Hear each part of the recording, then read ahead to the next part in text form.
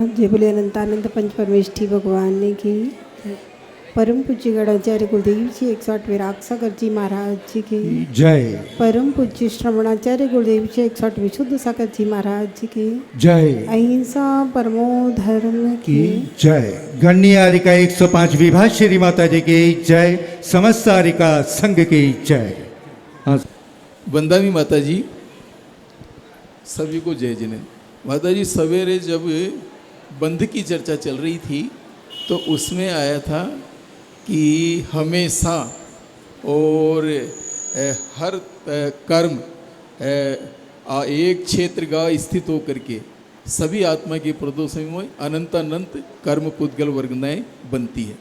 लेकिन ये जो व्याख्यान आया था अपने इसमें कसाई अथवा जीवों के साथ, तो इसमें तो जो इस अध्याय का लास्ट सूत्र है ना माता जी, तो उसमें नाम जो प्रदेश बंध का जहाँ वर्णन आया था, नाम प्रत्यया सर्वतो योग विशेषा सूक्ष्म क्षेत्रावगा स्थिता सर्वात्म प्रदेशे स्वनंतानंत प्रदेशा, तो उसमें तो वो वहाँ पर प्रदेश बंध के लिए लागू होता है जो योग के माध्यम से होता है। योग के और ये स्थिति बंद और अनुभाग बंद है ये कसाई के माध्यम से होता है। तो ये भी क्या हमेशा मतलब सर्वथा इसी व्याख्यान के अंदर गर्भित हो जाएगी, इसके संबंध में माता जी थोड़ा सा। कि कर्म का परमाणु तो जो बंधे वही हैं, उन्हीं परमाणुओं की प्रकृति है, उन्हीं परमाणुओं की स्थिति है, उन्हीं परमाणुओं का अनुभाग है और उन्हीं परमाणुओं की क्वांटिटी है। ऐसा नहीं है कि प्रगति बंध के द्रव्य अलग है, स्थिति बंध का द्रव्य अलग है, अनुभाग बंध का द्रव्य अलग है, प्रदेश बंध का द्रव्य अलग है। नहीं, ऐसा नहीं है। जो द्रव्य कर्म बंध रहा है वही द्रव्य कर्म की प्रकृति है, उसी द्रव्य कर्म की स्थिति है, उसी द्रव्य कर्म का अनुभाग है और उसी द्रव्य कर्म के प्रदेशों की संख्या है, अलग अलग नहीं है। तो एक बंध में चारों बंध समाहित है। अब प्रदेश बंध की परिभाषा अलग बनाई है, तो प्रकृति और प्रदेश योगों की विशेषता से होता है, स्थिति और अनुभाग कसाई की विशेषता से होता है। प्रदेश बंध भी सर्वात्म प्रदेशों में होता है और बंध जो है वही प्रदेश बंध ही तो बंध है। 10वें गुण स्थान तक की मतलब स्थिति और अनुभाग बंद रहेगा, क्योंकि कसाई कसाई 10वें गुण स्थान तक रहते हैं, इसलिए स्थिति और अनुभाग 10वें गुण स्थान पर रहता है। उसके आगे प्रकृति और प्रदेश होता है।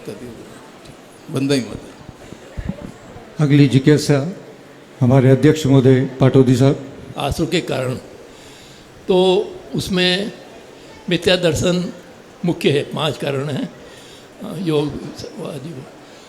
तो इसमें प्रश्न ये उठता है कि मिथ्या दर्शन के विपरीत अगर सम्यक दर्शन आपको है तो सम्यक दर्शन 2-3 भव में आपने बताया कि क्षयिक सम्यक दर्शन 3-4 भव में मोक्ष का कारण है। हाँ, आपने बताया क्षयिक सम्यक दर्शन नहीं, ये मैं पूछना चाहता था। क्षयोपम सम्यक दर्शन जैसे अभी हमें हो गया है ना, तो क्षयोपम सम्यक दर्शन अपना स्वर्ग में भी रह सकता है और क्षयोपम सम्यक दर्शन भगवान के समोसरण में और मजबूत हो जाएगा। फिर हम मनुष्य बन करके भगवान के पास चरणों में बैठकर क्षयिक सम्यक दर्शन प्राप्त कर लेंगे, तो 3-4 भव में मोक्ष चले जाएंगे। हाँ, तो क्षयिक सम्यक दर्शन है। हाँ, जो भी जीव मोक्ष जाता है उसको पहले क्षयिक सम्यक दर्शन जरूरी होता है। सम्यक दर्शन के तो नहीं तो तत्वांत श्रद्धान सम्यक दर्शन, तत्वों का श्रद्धान करने से सम्यक दर्शन मान लेते हैं। पाटोदी जी, ये हम परिभाषा पढ़ लेते हैं तत्वार्थ श्रद्धानम सम्यक दर्शनम, लेकिन जब लब्धिसार और छपड़ासार के अनुसार, कसाय पाउड के अनुसार, जब उस तत्वार्थ श्रद्धानम की कर्मों की स्थिति को हम देखते हैं ना कि उपसम सम्यक दर्शन कैसे होता है, क्षयोपम कैसे होता है, तो तभी होता है जब कर्मों का उपसम क्षयोपम होगा, तभी तत्वार श्रद्धान होगा। नहीं तो हम बाहर से बोलते रहे तत्वार श्रद्धान, वो तत्वार श्रद्धान नहीं है। इसी तरह से हम चरणानियों की अपेक्षा से कह सकते हैं, है ना, लेकिन करणानी योग तो एकदम सिद्धांत से एकदम काट कर देगा, आपको सम्यक दर्शन नहीं है बोल देगा। इसी तरह से 25 जो अंग बताया है, जैसे 8 अंग तुंडी संकेत हाँ। आदि, और अपने 8 मध्य, हाँ, और 3 6 अनायतन, 3 छह मूर्ता, 8 मद और 8 अंग, ऐसे 25 जो ये है। सब चरणानियों की परिभाषाएं हैं। तो इसमें भी करणानियों कर्मों का हिसाब लगाता है, हाँ, और वो कर्मों का हिसाब लब्धिसार ग्रंथ में बहुत सुंदर ढंग से समझाया है। क्योंकि 25 तो पालन करना आसान है, जैसे आसान नहीं है, मूर्त- हमें लगता है आसान है, नहीं सभी पाल सकते हैं मूर्ता आदि को, और 6 फिर भी हम पालन करते रहेंगे तो वो कर्मों का 6 उपशम भी पड़ जाएगा। हमारी आत्मा का कल्याण कैसे होगा? हाँ, बहुत अच्छा प्रश्न है। क्या प्रश्न है? हमारी आत्मा कि का हमारी आत्मा का कल्याण कैसे होगा? कल्याण कैसे होगा? तो देखो, सबसे पहली चीज ये है कि हम आत्मा के कल्याण के बारे में समझें कि आत्मा के कल्याण का मतलब क्या है, और हमारे अंदर आत्मा के कल्याण की ललक हो। अगर हमारे अंदर आत्मा के कल्याण की ललक है ना, फिर आत्मा का कल्याण होने में देर नहीं लगती है। जैसे हमें किसी चीज़ की ललक होती है, बच्चे को पढ़ने की ललक है, फिर वो इधर उधर दिमाग नहीं लगाएगा।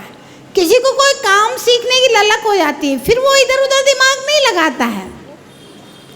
एक बार क्या हुआ, एक चेला था, गुरुजी थे।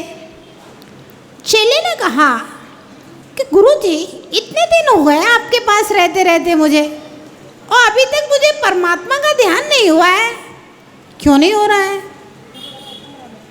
गुरुजी ने कहा चल अपन पहले नदी नहा के आते हैं, फिर तुझे बताएंगे कि परमात्मा का ध्यान तुझे अभी तक क्यों नहीं हुआ। नदी नहाने गए, गुरुजी नदी में प्रवेश कर गए, चेला भी नदी में प्रवेश कर गया। अब गुरुजी ने क्या किया, जब दोनों नहा रहे थे तो चेला के मुंह को पकड़ करके अच्छा पानी में कसकर डुबो दिया। अब वो सांस नहीं ले पा रहा, तो पूरी दम से उसने अपने सिर को बाहर निकाला, फिर जल्दी से नदी में से बाहर निकल आया। गुरुजी भी बाहर निकल आए। बोला गुरुजी, ये क्या किया आपने मेरे साथ? बोले क्यों? बोले आपने मेरा सिर एकदम पानी के अंदर कर दिया, मैं घुट रहा था, सांस नहीं ले पा रहा था। मैं मर जाता तो, मेरी सांस रुक जाती तो, अंदर पानी चला जाता तो क्या होता? गुरुजी ने कहा अच्छा बेटा एक बात बता, जब मैंने तेरा सिर पानी के अंदर कर दिया था और तू सांस नहीं ले पा रहा था, उस समय तुम क्या सोच रहे थे? तुम्हारे मन में कितनी जिज्ञासाएं थी, कितनी इच्छाएं थी? बोले गुरुजी, उस समय तो बस एक ही इच्छा थी, कैसे भी सिर को बाहर निकालो और सांस लो। गुरुजी ने कहा बस यही परमात्मा के ध्यान का रहस्य है। जब तक दुनिया भर की बातों का ध्यान करता रहेगा तब तक परमात्मा का ध्यान नहीं होगा। जब दुनिया भर के झंझटों से ध्यान को हटा करके एकमात्र जिज्ञासा रह जाएगी कि भगवान का ध्यान करना है, मुझे कल्याण करना है, कल्याण हो जाएगा। तो कल्याण की भावना अगर आदमी में पैदा हो जाए तो वह जहाँ है, जिस स्थिति में है, वहाँ से ही उसके कल्याण के रास्ते, कल्याण का मार्ग, कल्याण के पथ पर चलना प्रारंभ हो जाता है। और कल्याण की भावना नहीं है तो भैया कितना भी हम प्रवचन करते रहें, कोई फर्क पड़ने वाला नहीं है। स्वयं की भावना हो तो कल्याण हो जाए। गुरु माँ के चरणों में त्रिबार वंदामी वंदामी वंदामी। माता जी, मेरी जिज्ञासा यहाँ पे बैठी हुई सभी माताओं से रिलेटेड है। हर माँ अपने बच्चे को श्रवण कुमार बनाना चाहती है, फिर अपने पति को क्यों नहीं बना पाती है? ये संसार स्वार्थी है। हर व्यक्ति स्वयं की सेवा कराना चाहता है, स्वयं में सम्मान पाना चाहता है, लेकिन दूसरे की सेवा और दूसरे के सम्मान से जी चुराता है ना। तो जो माँ अपने पति को श्रवण कुमार बनाती है, उसके ही बच्चे श्रवण कुमार बनते हैं। और जो माँ अपने पति को श्रवण कुमार नहीं बनाती है,